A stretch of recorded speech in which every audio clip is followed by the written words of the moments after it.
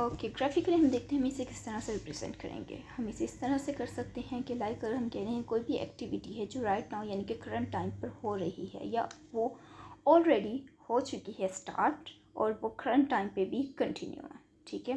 तो हम थोड़े से और एग्जांपल देखते हैं। She is typing a paper for her class.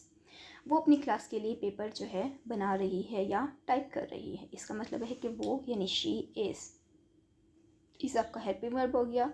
Typing यानी कि वो एक्टिविटी एक्शन हो गया जो परफॉर्म किया जा रहा है। ही कांट टॉक, वो बात नहीं कर सकता। He is fixing the sink right now, ठीक है। ही कांट टॉक लाइक वो बात नहीं कर सकता, यहाँ पर हमने यूज़ किया है present simple tense. He is fixing the sink right now, he subject, is helping verb, fixing आपका एक्शन या वर्ब साथ आईएनजी। वो इस टाइम सिंक को ठीक कर रहा है। चलिए अब हम कुछ और एग्जांपल देख लेते हैं जहाँ पर हमने किस तरह से सेम सिनेरियो को यूज़ कर सकते थे। लाइक अगर आपसे पूछा जा रहा है कि प्रेजेंट कंटिन्यूस को अपने क्वेश्चन में कैसे यूज़ करना है, तो उसे हम इस तरह से यूज़ कर सकते हैं।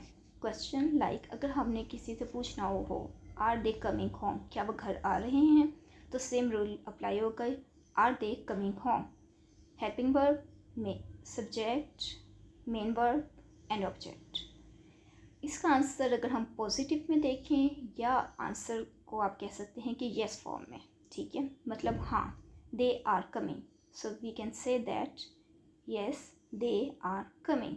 Like they subject, are helping verb, come verb के फर्स्ट फॉर्म विद आईएनजी।